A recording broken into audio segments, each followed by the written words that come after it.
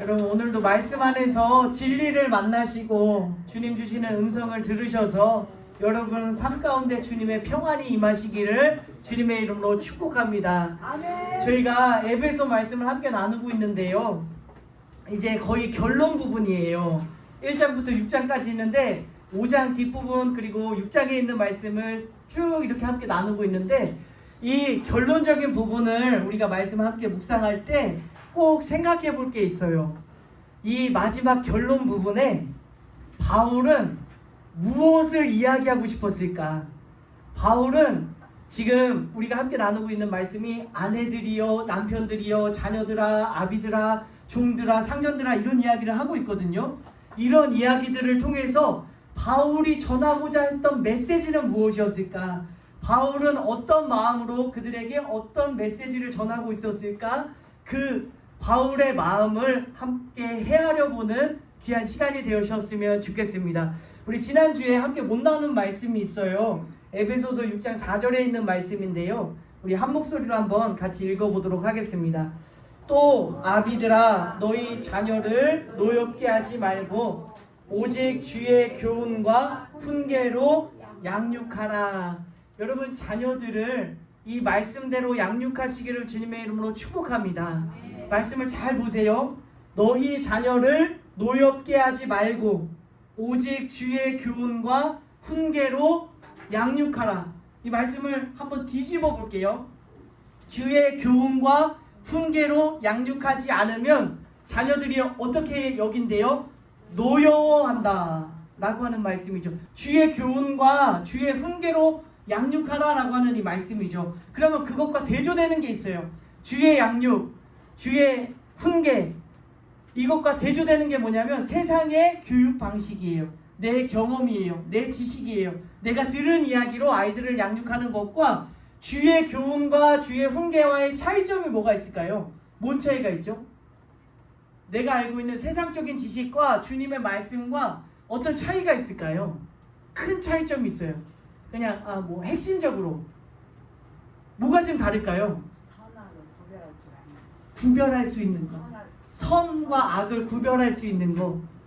여러분, 세상의 학문과 세상의 지식과 내 경험과 내 지혜로 양육하는 그 방식은요, 뭐가 가장 큰 차이가 있냐면 변해요. 자꾸 변해요. 무슨 이야기냐면, 여러분 아기 키우셨을 때 분유를 먹이고 모유를 먹이고 우유를 먹인 다음에 트름을 못해요. 그럼 트름을 스스로 못하기 때문에 트름을 할 수 있도록 도와주는데, 여러분 기억나세요? 어떻게 하셨나요? 등을 어떻게 두드렸어요? 이렇게. 우리 김기혁 군사님 보여주셨는데, 맞아요. 김민문 군사님도 두드려 주셨죠. 거기가 아니래요. 거기가 아니래요. 바뀌었어요. 이 허리부터 위로 이렇게 쓰다 한번 올려줘야 된대요. 이렇게 아이가. 이게요, 불과 20년, 10년, 20년 사이에 이 방법이 달라졌어요. 그래서 여러분 손주 손녀 보시는 분들 많은 갈등이 있으실 거예요. 다르네. 나는 이렇게 했는데 아니라고 이야기하네. 이런 게요, 이게 예를 들었지만 굉장히 많아요. 무슨 이야기를 하는 거냐면요, 세상의 교육 방식은요 자꾸 변해요. 달라져요. 여러분, 한 엄마가 큰 공부를 해가지고 아이를 잘 키워야겠다, 공교육이 중요하다, 아이에게 이야기를 했어요. 아들아, 오늘부터 무조건 공교육이다. 오늘 학교 가서 집중해라. 그러고 학교를 보내고 나서 엄마들을 만났는데 선행학습이 중요하대요. 학원을 등록했어요. 아들이 집에서 왔는데 분명히 아침에는 공교육이 중요하다고 했는데 엄마가 갑자기 선행교육이 중요하다고 학원을 등록했다고, 지금까지 했던 말 잊으라고, 이제는 학원에서 미리 배워서 학교 가서 공부하라고 그렇게 교육을 하는 거예요. 근데 일주일이 지났는데 또 뭔가 정보를 듣고 돌아와서는 아니다 아들아, 이제는 다 잊어버리고 EBS만 봐라. EBS에서 다 나온다. 이게 보니까 자녀가 노여워하는 거예요. 왜냐하면 자꾸 바뀌어. 오늘 다르고 저녁 다르고 다음날 다르고 계속 다르니 어떻게 양육하라고 이야기를 하냐면 주의 교훈과 훈계로 양육하래요. 이거의 핵심은 뭐냐면요, 여러분 생각해보세요. 성경이요, 바뀌었어요 안 바뀌었어요? 주의 말씀이 안 바뀌었어요. 10년 20년이 아니에요. 100년 200년 500년 1000년 2000년 동안 변하지가 않았어요. 여러분, 이 진리를 이 주님의 말씀으로 양육하시기를 주님의 이름으로 축복합니다. 말씀 한번 읽어볼까요? 그 베드로전서 1장 24절 25절 말씀이에요. 그러므로 모든 육체는 풀과 같고 그 모든 영광은 풀의 꽃과 같으니 풀은 마르고 꽃은 떨어지되 오직 주의 말씀은 세세토록 있도다 하였으니 너희에게 전한 복음이 곧 이 말씀. 풀은 말라요. 꽃은 시들어버려요. 근데 말씀은 영원해요. 우리 그 밑에 있는 말씀 읽어볼게요. 디모데후서 3장 16절 17절 말씀입니다. 모든 성경은 하나님의 감동으로 된 것으로 교훈과 책망과 바르게 함과 의로 교육하기에 유익하니 이는 하나님의 사람으로 온전하게 하며 모든 선한 일을 행할 능력을 갖추게 하려 함이라. 아멘. 여러분 말씀을 2번, 3번 계속 묵상해 보세요. 아, 말씀으로 내가 자녀들을 양육해야 되겠구나. 근데 너무 커버렸네. 걱정하지 마세요. 여러분 늦지 않았어요. 지금이라도 오늘부터라도 말씀으로 양육하시기를 주님의 이름으로 권면드립니다. 여러분 추석 명절이 얼마 남지 않았어요. 딱 말씀으로 양육하기 좋은 기회가 우리에게 찾아오고 있습니다. 여러분 알려드릴게요. 어떻게 하냐면요. 아들이 왔어요. 딸이 왔어요. 자녀들이 왔잖아요. 내가 너를 위해서 정말 열심히 온 힘을 다해서 기도해. 너가 잘 되기를 바래. 그러면서 내가 성경을 보다가 너를 위해 너가 생각나는 말씀을 준비했단다. 이 말씀을 네가 간직했으면 좋겠어. 그때는 간직하지 않을지도 몰라요. 근데 생각날 거예요. 여러분 이번 추석이에요. 자녀들을 위해서 기도하시고요. 저한테 묻지 마세요. 여러분의 자녀예요. 여러분의 그 사랑하는 마음으로 성경을 한번 쭉 보시면서 그래 이 말씀 내가 내 자녀에게 선물해야 되겠다. 정성껏 한번 손으로 써서 자녀에게 한번 전달해 주셨으면 좋겠어요.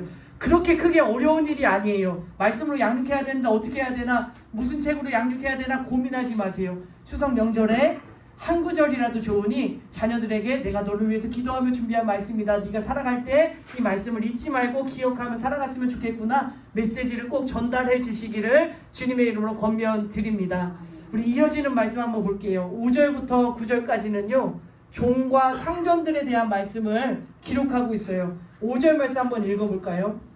종들아 두려워하고 떨며 성실한 마음으로 육체의 상전에게 순종하기를 그리스도께 하듯 하라. 쉽게 이야기하면 종들한테 상전들에게 순종하는데 주께 하듯 예수님께 하듯 그리스도에게 하듯 하래요. 우리는 이 말씀이니까 그냥 아 그렇구나 종들이 그렇게 해야 되는구나 그게 맞지라고 생각을 하는데요. 그 당시로 한번 돌아가 볼까요? 그 당시 종들의 삶의 모습을 잘 기록해 놓은 편지가 있습니다. 그 밑에 세네카라고 하는 1세기 철학자인데요. 그 편지에 이런 내용이 있어요. 우리 같이 한번 읽어볼까요? 상전이 연회에서 먹고 마실 동안 종들은 입을 다물어야 한다. 작은 재채기나 기침 소리만 내도 매를 맞는다. 주인은 종들을 인간으로 보지 않고 짐승처럼. 로마 법 한번 읽어볼까요? 생사여탈권입니다. 상전은 종을 매질하거나 고문하거나 징계할 수 있는 법적 권리가 있으며 심지어 처형할 수 있는 권한이. 여러분 이 편지만 읽은 거예요. 그럼 실제 그들의 삶은요 억울하게 매맞고 너무나 재채기 한 번 했다고 고기 까딱했다고 맞고 먹지 못하고 배고프고 서럽고 억울한 삶을 살아갔을 거예요. 우리가 상상을 초월할 정도로 그들의 마음은 찢어지게 힘들고 괴로웠을 거예요. 그 종들에게 그 당시에 바울이 뭐라고 편지를 했어요? 뭐라고 말씀하고 있냐면 상전에게 순종하는데 어떻게 순종하래요? 5절 말씀이에요. 여러분 그리스도께 예수님께 하듯 하래요. 그 밑에 있는 말씀들을 보면요 하나님의 뜻을 행하래요. 선을 행하래요. 그러니까 주인이 상전이 말하는 말에 순종하래요. 여러분 이거 종이 받아들일 수 있어요? 아니 어떻게 이런 말씀을 전할 수가 있었을까요? 저는 교회에 폭동이 일어났을 것 같아요. 종들이 아니 내 삶 모르냐고 내가 얼마나 억울한데 내가 어떤 서러움을 당했는데 어떻게 그게 말씀이라고 나에게 이렇게 전해줄 수가 있냐고 내가 어떤 삶을 살아왔는데 그 악한 주인을 향해서 순종하고 주님을 대하듯 그리스도에게 대하듯 하라고 하라니 이거 내가 어떻게 할 수가 있냐고 이게 말이 되냐고 폭동이 일어날 것 같아요. 근데 여러분 9절 말씀 보실까요? 상전들아 너희도 그들에게, 상전들도 이해할 수가 없는 거예요. 짐승이에요. 내 소유예요. 모든 사람들이 다 그렇게 종들을 대해요. 근데 종들에게 순종하고 종들에게 그리스도께 하듯 하라? 상전들도 이해할 수가 없는 말씀이에요. 바울은 왜 이런 말씀을 전했을까요? 바울 마음속에 담겨져 있는 의도는 무엇일까요? 바울이 전하고자 하는 메시지는 무엇이었을까요? 여러분 마음에 새기셨으면 좋겠어요. 첫 번째는요, 어떤 마음이 담겨져 있냐면, 현식아 너는 그러지 마, 현식아 너는 그러면 안 돼 라고 전하고 있어요. 에베소 교회 성도님들은 그러면 안 됩니다. 세상 사람들은, 옆에 있는 주변 사람들은 다 종을 짐승 취급하고 있습니다.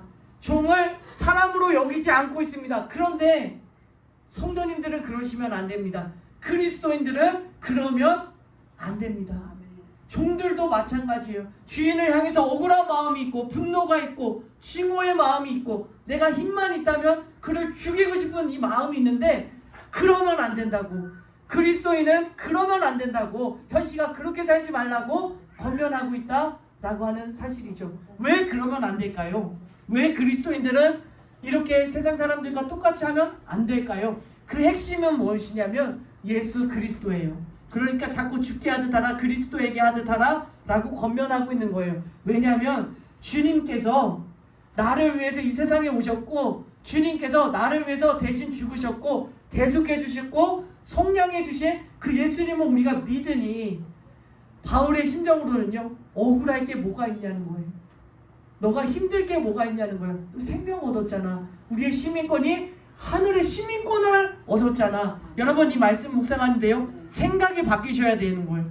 여러분 종들 입장에서요, 아니 어떻게 그럴 수가 있습니까? 이 생각이요, 그러네, 못할 게 없네. 주님께서 나를 위해서 이렇게 해주셨는데 내가 못할 게 없네. 하지 못할 일이 무엇인가? 순종하지 못할 일이 무엇인가? 이유가 무엇인가? 이 생각이 변화되어진 거예요. 여러분 우리 한번 고백해 볼까요? 현씨가 너는 그러면 안 돼. 감사합니다. 현식이라고 안 해주셔가지고 감사해요. 여러분의 이름을 넣으셔서요, 현식아 너는 그러지 마. 우리 한 번만 고백해 볼게요. 현식아 너는 그러지 마. 아멘. 여러분 주님의 마음이 여러분 마음속에 닿았으면 좋겠습니다. 두 번째로 바울이 전하고자 하는 메시지가 있어요. 아까도 설명을 드렸지만 종이 그런 악한 상전을 순종하고 그리스도께 대하듯 할 수가 있을까요? 없을까요? 나를 때렸는데, 나 억울한데, 나 며칠을 굶었는데, 나 너무 서러운데, 나 모욕당했는데, 조롱당했는데, 희롱당했는데, 그 상전에게 순종하고 죽게 대하듯 할 수 있어요? 없어요? 없어요. 한계예요, 한계. 그럴 수가 없어요. 그런 마음이 안 들어. 이 마음을 보여주는 거예요. 뭘 보여주냐면 예수님의 마음을 보여주는 거예요. 그거 봐, 너희들 그 상전을 순종하고 그리스도께 할 수 없지. 예수님의 모습 보세요. 똑같아요. 침뱉음 당하세요. 채찍 맞으세요. 억울해요. 조롱해요. 희롱당했어요. 우리는 예수님을 모욕했어요. 우리는 예수님을 모른다 했어요. 우리는 예수님을 떠나 살았어요. 근데 예수님은 어떻게 했어요? 순종했어요. 하나님의 뜻을 행했어요. 십자가에서 우리의 목숨까지 다 내어주셨어요. 여러분 이 모습을 보면서 바울의 마음속에는 너희들 그 마음이잖아. 상전이 그렇게 하면 너는 못하잖아. 예수님은 그걸 하셨다고. 내가 할 수 없는 이거를, 모욕받고 이 서러운 이 삶 가운데 하나님의 뜻에 순종하는 그 삶을 살아가셨다고. 여러분 예수님의 그 사랑이요, 우리 마음속에 임하시기를 주님의 이름으로 축복합니다. 여러분 다른 이야기가 아니에요. 지난주의 삶을 돌아보세요. 이런 나를 예수님이 안아주실 수가 없잖아요. 미워했잖아요. 증오했잖아요. 불평했잖아요. 뒷담 깎았잖아요. 여러분 삶 속에서 하나님을 찬양하는 모습보다는 세상적인 거 더 붙들고 살아갔잖아요. 근데도 오늘도 주님은 우리를 용서해 주시고 우리를 품에 안아주시는 거예요. 이 종들이 하지 못하는 모습을 예수님께서 하셨다라고 하는 이 모습을 보면서 예수님의 사랑을 품고 살아가라 주시는 메시지가 여러분의 귓가에 들려져서 그 삶을 살아내는 저와 여러분의 삶이 되었으면 좋겠습니다. 첫 번째는요, 현씨가 너는 그러지 마. 그리스도인이야. 생각을 바꿔. 할 수 없는 일이 없다. 두 번째는요, 어떤 메시지였죠? 종들은 할 수 없는 그 일을, 상전들은 할 수 없는 일을, 내가 할 수 없는 일을 예수님께서 행하셨다. 예수님의 그 마음을 간직하시기를 바랍니다. 세 번째는요, 여러분 계속 반복되어지는 말씀이 있어요. 어떤 말씀이냐면 죽게 하듯 하래요. 그리스도께 하듯 하래요. 죽게 하듯 하래요. 여러분 내가 아내면 남편에게, 남편이면 아내에게, 자녀에게 죽게 하듯 하면 어떤 모습이 나타날까요? 꼴도 보기 싫잖아요, 남편들. 여러분 어떤 마음이 들까요? 내가 아유 얄미워, 아우 내 마음에 안 들어. 근데 내가 주님을 대하듯 해요. 여러분 주님께서 여기 계신다면 욕할 사람 있으세요? 잔소리할 사람 있으세요? 왜 여기 앉아 계시냐고? 왜 밥을 이렇게 늦게 드시냐고 막 뭐라 할 사람 있으세요? 예수님이라면 그렇게 안 하잖아요. 예수님에게 하듯 내가 남편에게 하는 거예요. 이해할 수 없지만, 받아들일 수 없지만 예수님이니까 그렇게 하는 거예요. 예수님께 하듯 하는 이 모습 속에 뭐가 나타나냐면 예수님의 모습이 나타나요. 이해할 수 없는데, 용납할 수 없는데, 행할 수 없는데 예수님께서 행하셨던 그 모습들이 누구의 모습 속에서 나타나요? 내 모습 속에서 나타나는 거예요. 내가 가정에서 죽게 하듯 하는 거예요. 직장에 가셔서 죽게 하듯 하는 거예요. 내가 어떤 관계에 있어서 그 사람을 주님처럼 대하는 거예요. 그 모습 속에서 어떤 모습이 나타나냐면 예수님의 모습이 나타날 거예요. 사람들은 예수님을 직접 본 사람은 없어요. 근데 여러분을 통해서 예수님을 보게 되실 거예요. 그렇게 예수님을 증거가 될 거고 주님의 사랑이 흘러갈 줄로 믿습니다. 요약하자면 이 말씀을 통해서 바울의 마음에는요, 네가 그리스도인으로 살아라, 예수님처럼 살아라, 예수님처럼 행하라 라고 하는 말씀이 담겨져 있습니다. 여러분 이 세 가지 말씀이요 우리 삶 가운데 나타나셨으면 좋겠어요. 순간순간 우리의 삶 가운데 현시가 너는 그러면 안 돼. 세상 사람들이 다 종을 조롱하고 희롱하고 때리고 매질하고 다 그래도 현시가 너는 그러면 안 돼. 세상 사람 다 그래도 현시가 너는 그러면 안 돼 라는 이 음성이 여러분 삶 속에서 순간순간마다 들려졌으면 좋겠습니다. 여러분 내가 하지 못한 일은 예수님께서 행하셨어요. 용납할 수 없는데, 용서할 수 없는데, 품을 수 없는데 그 예수님의 큰 사랑이 오늘 우리 마음속에 닿았으면 좋겠습니다. 내가 주님께 하듯 하는 그 모습을 통해서, 나를 통해서 예수님을 드러내고 예수님을 증거하는 아름다운 삶을 살아가시기를 주님의 이름으로 축복합니다.